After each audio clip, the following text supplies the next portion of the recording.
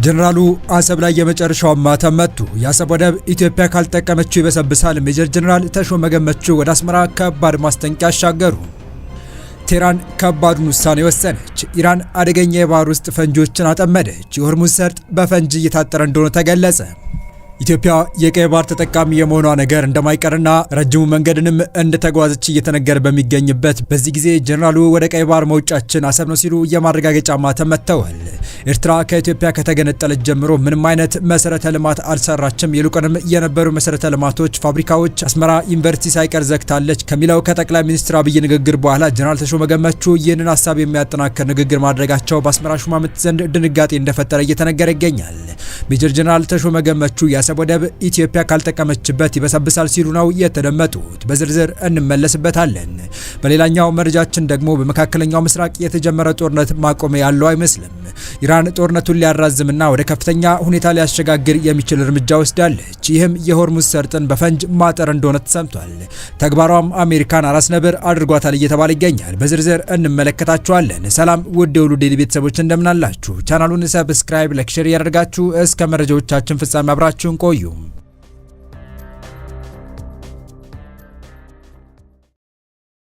የኢትዮ ኤርትራ ውጥረት ተባብሶና ሀገራቱ ጦራቸውን ወደ ድንበር በስፋት እያስጠጉ በሚገኝበት በዚህ ወሳኝ ወቅት ኢትዮጵያዊ ጀነራል ቁርጡን እወቁት ሲሉ ወደ አስመራ መልእክት አሻግረዋል።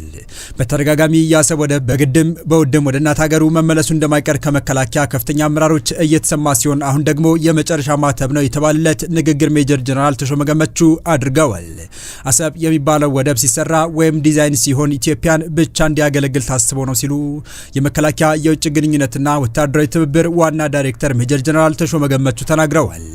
ጀነራሉ አክለውም ወደቡን ኢትዮጵያ ካልተጠቀመችበት ይበሰብሳል እንጂ ምንም ሊሆን አይችልም ማለታቸው ተገልጿል። ሜጀር ጀነራል ተሾመ ገመቹ ይህንን የተናገሩት የባህር በርና ወደብን አስመልክቶ በአድዋ ሙዚየም ተገኝተው በሰጡት ማብራሪያ ነው። 30 ደቂቃ ገደማ በሚሆነው ማብራሪያቸው ኢትዮጵያ እንኳን በሰጥቶ መቀበል ሕግ በነጻ የባህር በር ይገባት ነበር ብለዋል። ለዚህ ንግግራቸው ሞሮኮ ለጎረቤት ሀገራት በነጻ የባህር በር መስጠቷን በምሳሌነት አንስተዋል። ሞሮኮ ምዕራብ ሰሃራ አካባቢ ላሉ ሀገሮች ጎረቤታቸው ላሉ ሀገሮች በነጻ የባህር በር ሰጥታለች። ይሄ ለመድረክ ፍጆታ ሳይሆን እዚህ ሞሮኮ ኤምባሲ መጠየቅ ትችላላችሁ፣ ምንም ሳያስከፍሉ በነጻ። ይሄ ታሪክ ሳይሆን አሁን በስራ ላይ ያለ ነገር ነው። የኛ ጉዳይ የምቀኝነት ጉዳይ ካልሆነ በስተቀር እንደ ሞሮኮ አይነት ልብ ስለሌላቸው ካልሆነ በስተቀር እንኳን በሰጥቶ መቀበል ሕግ ነጻም ይገባን ነበር በማለት ተናግረዋል። ኢትዮጵያ የባህር በር ቢኖራት ተጠቃሚዎቹ አሁን ባህር በር አይገባችሁም የሚሉት የጎረቤቶቻችን ቡድኖችና ግለሰቦች ናቸው ብለዋል። ጀነራሉ በማብራሪያቸው የአሰብ ወደብን በመጥቀስ ለኤርትራ ሳይሆን ኢትዮጵያ ብቻ እንዲያገለግል ታስቦ የተሰራ ነው ብለዋል። ይህ ወደብ በኤርትራ ያሉ ግመሎች እንኳን አያገኙትም በማለት አስረድተዋል። አሰብ የሚባለው ወደብ ራሱ ሲሰራ ዲዛይን ሲሆን ኢትዮጵያን እንዲያገለግል ብቻ ታስቦ ነው ወይም ደግሞ አፋርን ጨምሮ ወደዚህ ያለውን ሀገር ወይም ደግሞ አቅጣጫ ብቻ እንዲያገለግል ተብሎ ስለተሰራ በዚያ በኤርትራ በኩል ግመልም አይደርስበትም። የግመል ውሃ መጠጫ ይባል እንጂ አሰብ ወደብ በጀርባው በኩል ግመልም አያገኘውም፣ ምንም ሊሆን አይችልም ሲሉ የመከላከያ የውጭ ግንኙነትና ወታደራዊ ትብብር ዋና ዳይሬክተሩ አብራርተዋል። ሜጀር ጀነራል ተሾመ አክለውም ወደቡ እንዲሁ መበስበስ ካልሆነ በቀር ምንም ሊሆን አይችልም። ይህ ራሱ በዓለም አቀፍ አንድ መከራከሪያችን ነው። ጀርባውን ገልብጦ ነው ያለው። በዚያ በኤርትራ በኩል ምንም ሊሆን አይችልም። ሲሰራ ራሱ ከአፋር ጀምሮ ወደዚህ ያለ ሕዝብ እንዲጠቀም የተሰራ ነው። አሁን እኛ ባንጠቀም እንዲሁ በሰብሳል። ምቀኛ የምንለው ለዚህ ነው። እንዲሁ ይበሰብሳል እንጂ ምንም ሊሆን አይችልም ሲሉ ተደምጠዋል። ከወደ መከላከያ ሰራዊት እየተሰሙ የሚገኙ መልእክቶች የአስመራ ሰዎችን ምቾት እየነሳ እንደሆነ እየተገለጸ ሲሆን በዚህ መሃል ደግሞ በእንቅርት ላይ ጆሮ ደግፍ እንዲሉት ወጣቱ ይዘጋጅ፣ የኢትዮጵያን ባህር በር አሁን ያለነው ትውልድ እናስመልሳለን፣ ለነገ አይሻገርም ሲሉ ጀነራል ይመር መኮንን ሌላ ማስጠንቀቂያ ወደ አዲያሎ ቤተመንግስት አሻግረዋል። አሁን በዓለም ላይ ያሉ ዘመናዊ የውጊያ ቴክኖሎጂዎችን በእጃችን አስገብተናል። የኢትዮጵያ ሉዓላዊነትና ዳር ድንበር ሊያስጠብቅ የሚችል በቁጥርም በስልጠናም በታጠቅነው ትጥቅም ኢትዮጵያ በቂ ኃይል አፍርታለች ብለዋል። ስለዚህ ለኢትዮጵያ ሲባል መከፈል ያለበትን መስዋዕትነት ለመክፈል ዝግጁ ነን፣ ህዝባችን በተለይ ወጣቱ ይዘጋጅ ሲሉ ተደምጠዋል።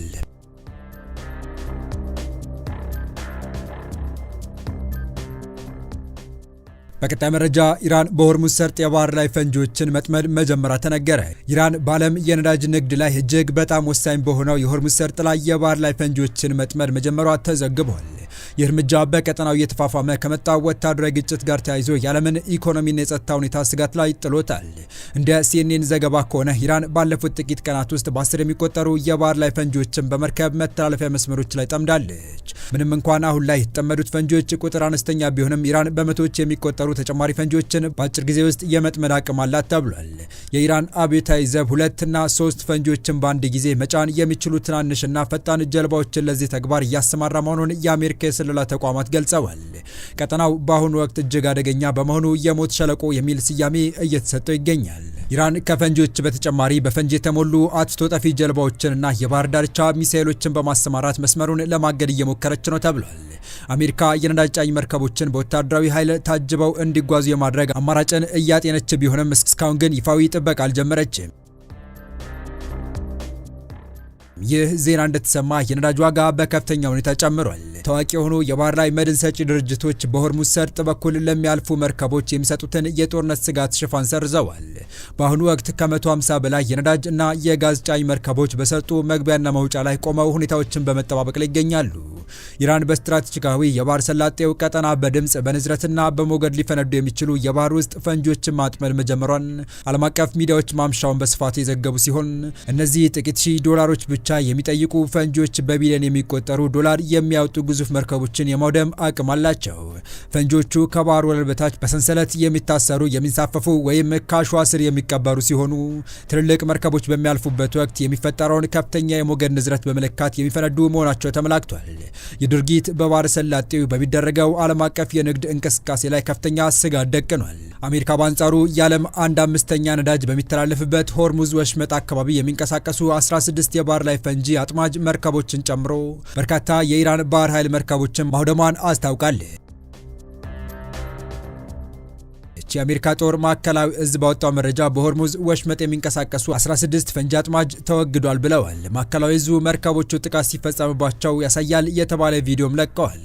የሆርሙዝ ሰርጥ መዘጋት የነዳጅ ዋጋ በከፍተኛ ሁኔታ እንዲጨምር ያደረገ ሲሆን የአሜሪካ ጦር ወሽመጡ ተከፍቶ እንዲቆይ ለማድረግ ሌሎች አማራጮችን እያዘጋጀ እንደሆነ ዋይት ሀውስ ገልጿል። አሜሪካ የአሁኑን ጥቃት የፈጸመችው የመከላከያ ሚኒስትሩ ፒት ሄግሴት በትናንትናው ዕለት እስካሁን ጥቃት ከተፈጸመባቸው ቀናት እጅግ የከበደው ቀን እንደሚሆን ከተናገሩ በኋላ ነው። አንድ ከፍተኛ የኢራን የደህንነት ኃላፊ ግን አገራቸው በፕሬዝዳንት ዶናልድ ትራምፕ ረብ የለሽ ዛቻ እንደማትሸበር ተናግረው ነበር። መከላከያ ሚኒስትሩ ሄግሴት አሜሪካ የኢራንን የሚሳኤል ክምችት፣ የሚሳኤል ማስወንጨፊያና የመከላከያ ኢንዱስትሪዎችን የማውደም እቅድ እንደያዘች ተናግረዋል። የኢራን ባህር ኃይልን ማውደም እና ኢራን በቋሚነት የኒውክሌር መሳሪያ እንዳይኖራት ማድረግም ከግቦቹ መካከል ተጠቅሰዋል።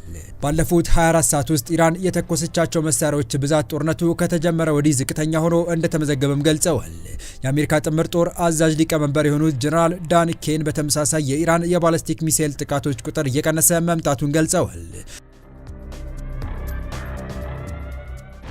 ጥቃቶቹ ከተጀመሩበት ጊዜ አንጻር በ90 በመቶ ቀንሰዋል። የአንድ አቅጣጫ ተዋጊ ድሮኖች ደግሞ ዘመቻው ከተጀመረ ወዲህ በ83 በመቶ ቀንሰዋል ብለዋል። የመከላከያ ሚኒስትሩ ሄግሴት ጦርነቱ ሊያበቃ የሚችልበት ጊዜ ከመግለጽ ተቆጥበዋል። አቅማችን ማለቂያ የለሽ ነው ያሉት ሚኒስትሩ ጦርነቱ ምን ያህል ይቆያል የሚለው የሚወሰነው ግን በፕሬዝዳንቱ እንደሆነ ገልጸዋል። ይህ በእንዲህ እንዳለ 11ኛ ቀኑን በያዘው የኢራን ጦርነት በመካከለኛው ምስራቅ የሚገኙ 140 ገደማ የአሜሪካ ወታደሮች እንደተጎዱ የአገሪቱ መከላከያ ሚኒስትር ገለጸ። የሚኒስቴር መስሪያ ቤቱ ቃል አቀባይ ሻምፓርኑል ባወጡት መግለጫ ኦፕሬሽን ኢፒክ ፍሪ ከተጀመረ አንስቶ ከ10 በላይ በሚሆኑ ቀናት በተፈጸሙ ተከታታይ ጥቃቶች 140 እንደሚደርሱ የተገመቱ የሰራዊቱ አባላት ተጎድተዋል ብለዋል። እንደ ፔንታጎን መረጃ ከነዚህ ውስጥ አብዛኞቹ ጉዳቶች አነስተኛ የሚባሉ ናቸው። 108 ያህሉ የሰራዊቱ አባላትም ወደ መደበኛ ስራቸው ተመልሰዋል ተብሏል። 8 የሰራዊቱ አባላት ከፍተኛ ጉዳት ደርሶባቸዋል፣ ከፍተኛ ደረጃ ያለው ሕክምና እያገኙ ነው ብለዋል። በአሜሪካና እስራኤል ዘመቻ የተከፈተባት ኢራን በወሰደችው የአጸፋ ጥቃት በመካከለኛው ምስራቅ የሚገኙ የአሜሪካ የጦር ሰፈሮችን ኢላማ አድርጋለች። ጦርነቱ በተጀመረ ማግስት ኩዌት ውስጥ በተፈጸመ የድሮን ጥቃት 6 አሜሪካውያን መገደላቸው ይታወሳል። ከጦር ሰፈሮቹ በተጨማሪ ኢራን በባህረ ሰላጤው ሀገራት የሚገኙ ሆቴሎችን፣ አየር ማረፊያዎችን፣ የነዳጅ መሰረተ ልማቶችን አጥቅታለች። የተወደዳችሁ የቻናላችን ቤተሰቦች ለአሁኑ ለእናንተ ይመጥናሉ ብታደምጧቸው ታተርፉባችኋላችሁ ብለን የመረጥንላችሁ ዕለታዊ መረጃዎቻችን እስካሁን ያደመጣችኋቸው ነበሩ። በተመሳሳይ ሀገራዊና ቀጠናዊ ጉዳዮች እንዲሁም ዓለም አቀፋዊ የጂኦፖለቲካ ወታደራዊና አነጋጋሪ ክስተቶችን ለበለት ተከታትለን በትኩስ ይዘን እንደምን እንደሚቀርብ እያሳወቅን ቻናሉ ቤተሰብ ካልናችሁ ሰብስክራይብ፣ ቪዲዮን ላይክ እና ሼር በማድረግ ተደራሽነታችን ታሰፉ ዘንድ አክብሮታዊ ግብዣችን ነው። አበቃን። ሰናይ ጊዜን ተመኘን።